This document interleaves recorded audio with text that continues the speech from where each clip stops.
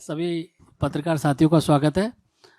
आज हम लोगों के बीच में भारतीय जनता पार्टी के वरिष्ठ नेता, भारत सरकार में मंत्री आदरणीय पीयूष गोयल जी हैं। आपको संबोधित करेंगे और हमारे साथ हमारे राष्ट्रीय प्रवक्ता सजात पूनावाला जी हैं। मेरा आदरणीय पीयूष गोयल जी से आग्रह कि संबोधन प्रारंभ करें। मित्रों, आज सुबह भारतीय जनता पार्टी के राष्ट्रीय अध्यक्ष पटना में पत्रकार वार्ता में बता रहे थे किस प्रकार से गांधी परिवार पूरी तरीके से एक कॉम्प्रोमाइज्ड राजनीतिक परिवार है। राहुल गांधी और उनके साथ उनकी Congress is a compromised family, compromised political party.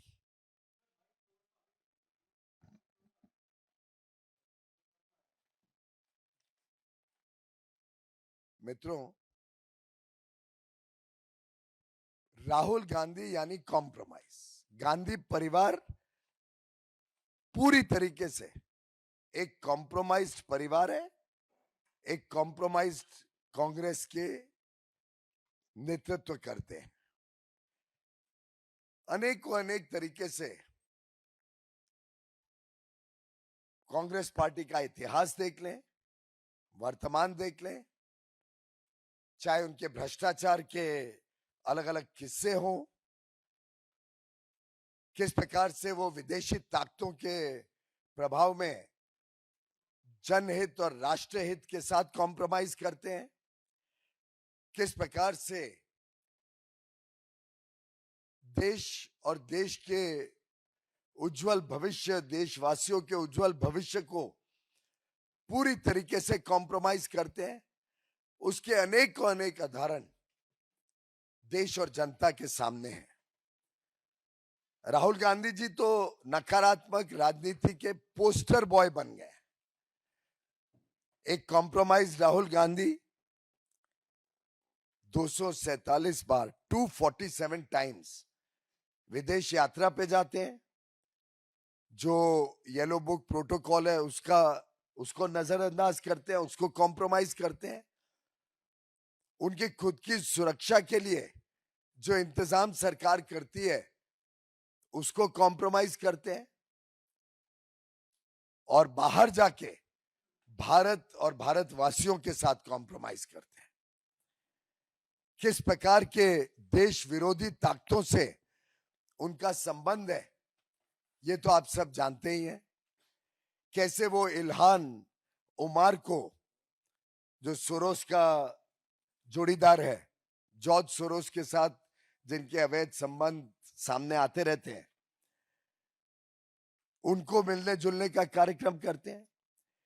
किस प्रकार से बॉर्डर सेंसिटिव एरिया लद्दाख में जाके वो विदेशी लोग जो भारत के हितों के खिलाफ काम कर रहे हैं, शाकिर मिराली जैसे, उनके साथ संबंध रखते हैं।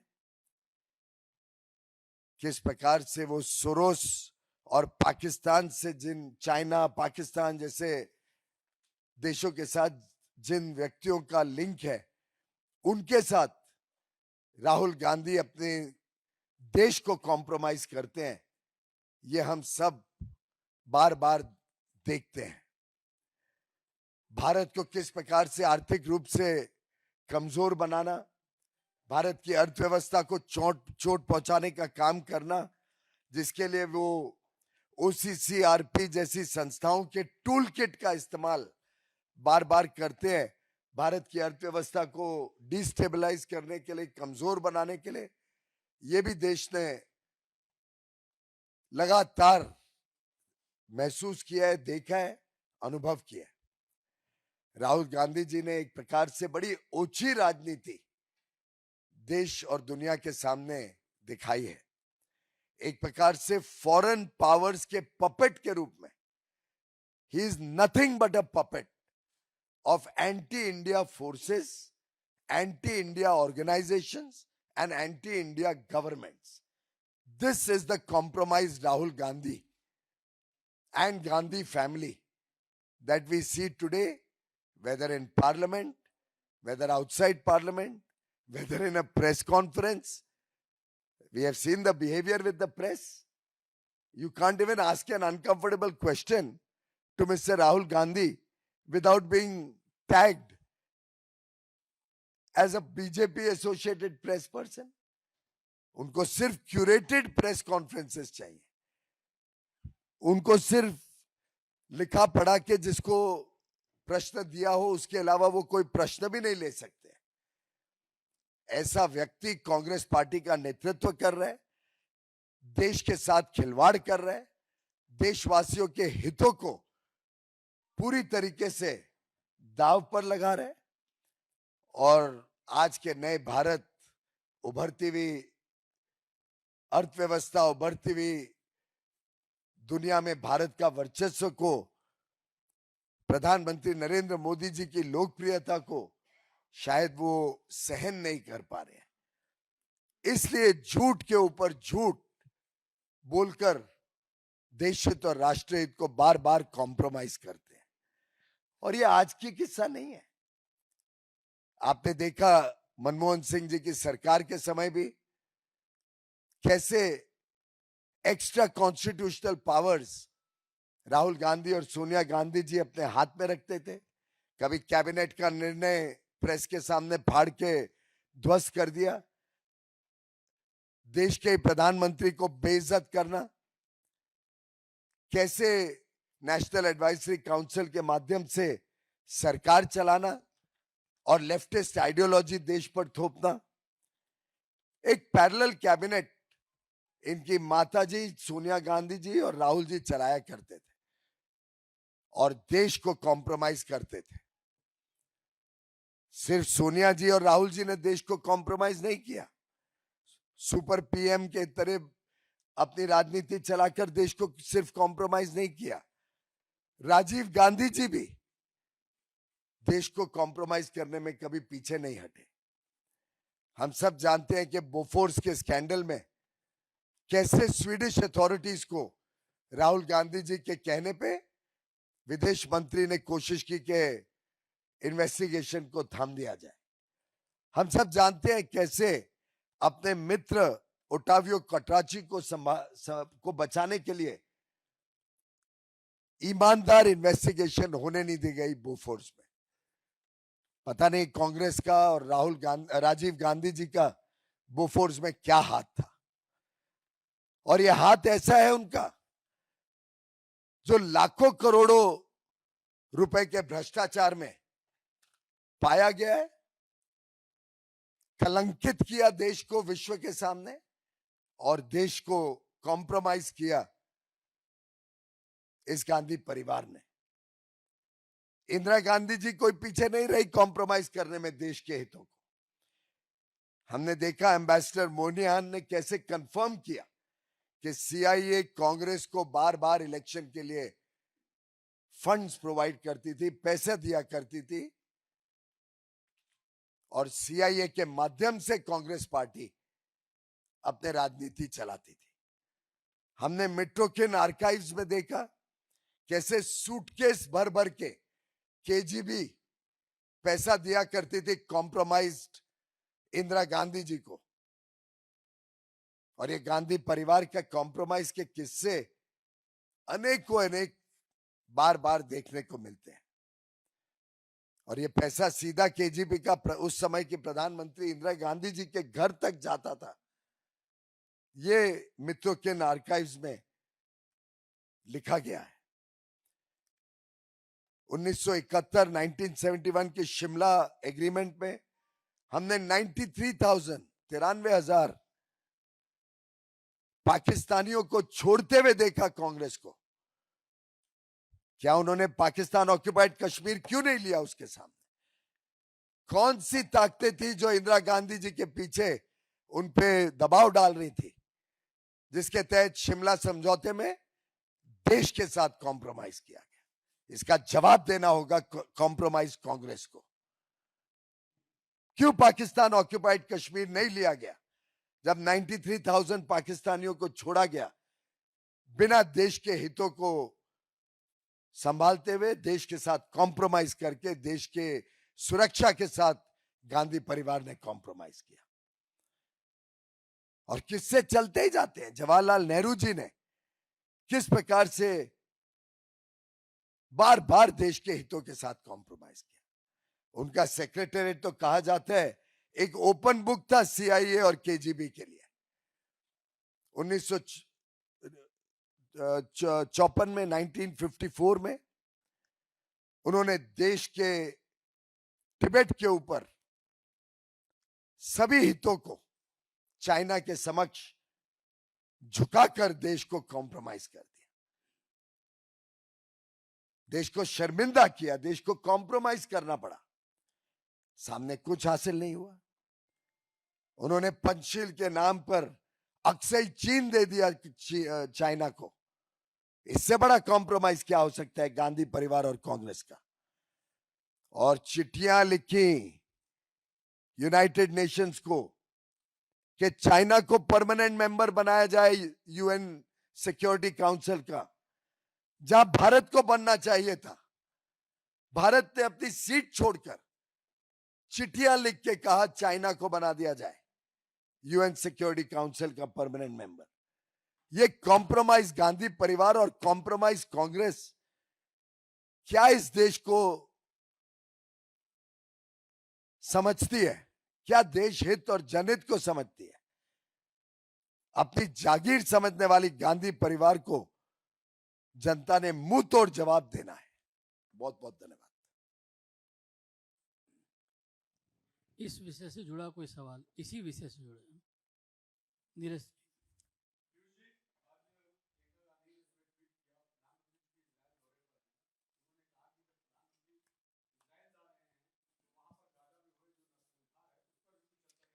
भारत का स्टैंड बड़ा क्लियर है।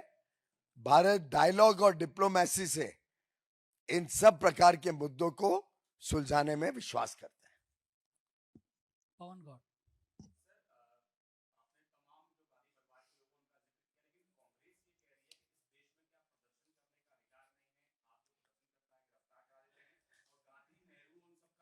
आप अपने दिल में और अपने मस्तक में सोच के बताइए कि जब दुनिया के 20 देशों के बड़े बड़े राष्ट्राध्यक्ष या प्रधानमंत्री, heads of state, heads of government Bharat की उपलब्धियों को सेलिब्रेट कर रहे हैं। 118 देशों से डेलीगेशंस आई हैं जो आश्चर्यचकित रहे हमारे युवा युवतियों के हुनर को, भारत के टैलेंट को, भारत की उपलब्धियों को देखकर वाहवाही कर रहे हैं। ये नंगा नाच जो कांग्रेस पार्टी के नेताओं ने करवाया वहां, और मैं सीधे तौर पे राहुल गांधी और प्रियंका गांधी को पूछना चाहता हूं कि क्या उनका हाथ था इसके पीछे?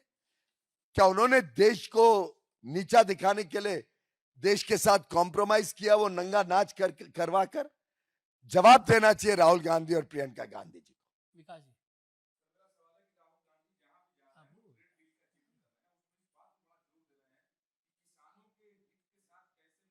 मैंने कई बार कहा है, फर्जी, झूठ और फरेब के आधार पर राहुल गांधी जी फिर देश के हितों को और देशवासियों के हितों को कॉम्प्रोमाइज कर रहे हैं। बहुत स्पष्ट है कि किसानों के हितों को पूरी तरीके से सुरक्षित रखा गया है। ट्रेड डील में कोई किसान को किसी प्रकार का नुकसान नहीं हुआ है। कांग्रेस और राहुल उसमें भी देश के हितों को कॉम्प्रोमाइज कर रही है। आज लाखों करोड़ लोगों की नौकरी को सुरक्षित रखा है। लाखों करोड़ रुपए के कारोबार को देश हित में सुरक्षित रखा गया है। देश की अर्थव्यवस्था को सुरक्षित रखने के लिए हर कदम उठाया गया है। विश्व के बड़े बड़े देशों के साथ, चाहे यूरोपियन यूनियन हो 27 देशों का समूह, यूके हो 4 ट्रिलियन डॉलर की अर्थव्यवस्था, स्विट्जरलैंड और 4 देशों का एफ्टा समूह हो, ऑस्ट्रेलिया हो, न्यूजीलैंड हो, ओमान हो, यूएई हो, अब तो जीसीसी के 6 के 6 देश कल ही आकर लॉन्च करके गए। सब देश के साथ संबंध बढ़ाना चाहते हैं। सब देख रहे हैं आप सबका, युवा युवतियों का हुनर। ऐसे में आप बताइए कि कौन कॉम्प्रोमाइज कर रहा है देश के हितों के साथ, कौन भ्रमित कर रहा है, कौन झूठ और फरेब फैलाने की कोशिश कर रहे हैं। मैं साफ तौर पे आपके माध्यम से देशवासियों को बताना चाहता हूं कि गांधी परिवार कॉम्प्रोमाइज्ड है, उनसे देश की अर्थव्यवस्था तेजी से बढ़ रही है, देश के किसानों के हित मोदी सरकार सुरक्षित रख रही है, देश तेजी से आगे बढ़ रहा है, ये दुर्भाग्य से उनसे देखा नहीं जाते। कांग्रेस और गांधी परिवार पूर्णतः कॉम्प्रोमाइज्ड परिवार है। देवेंद्र प्रसाद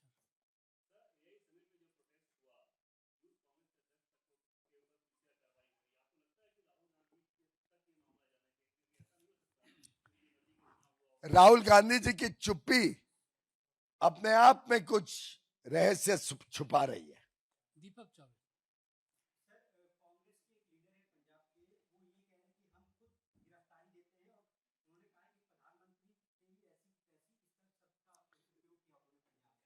मैं निंदा करता हूं इस प्रकार के शब्दों का। प्रधानमंत्री नरेंद्र मोदी जी देश के सबसे लोकप्रिय नेता है, विश्व के आज सबसे लोकप्रिय नेता है। हम सब ने देखा है कि बार बार कांग्रेस पार्टी और उनके मित्र दल, चाहे डीएमके हो, चाहे समाजवादी हो, चाहे तृणमूल कांग्रेस हो, ये सब मिलकर प्रधानमंत्री जी को बार बार गाली गलौज करते हैं। लेकिन ये देश की समझदार जनता है जो सब समझती है, जो बार बार इस कॉम्प्रोमाइज कांग्रेस, कॉम्प्रोमाइज गांधी परिवार जो आज पूरी तरीके से बौखला गई है, पूरी तरीके से एक्सपोज हो गई है, उसके इस प्रकार के वक्तव्य से भी मोदी जी और मजबूत होते हैं देश सेवा करने के लिए। मोदी जी लाख कोशिश गालियां दे दे कांग्रेस पार्टी और उनके मित्र दल, मोदी जी जनता और देश के लिए पूर्णतः अपने आप को समर्पित किए हुए। बहुत बहुत धन्यवाद। दो सवाल छोटे छोटे सवाल भेजिए।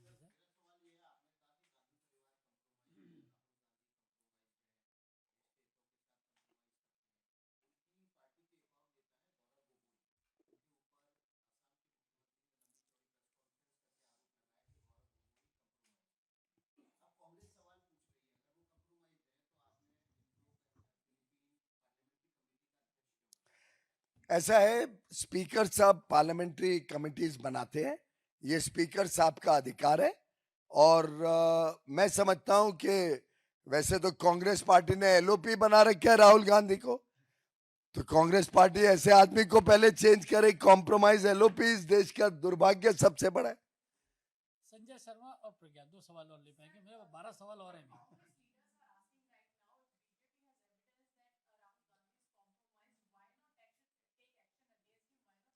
The people of India are smart. The people of India understand the reality, and the people of India will give a befitting reply to the compromises of Rahul Gandhi, as they have done in the past by electing Prime Minister Modi for the third term to lead India to greater heights and greater glory, as they gave a befitting reply in Maharashtra, in Haryana, in Delhi, in Bihar. Again and again, the people of India are speaking their mind in favor of Prime Minister Modi and will again give a befitting reply to Rahul Gandhi.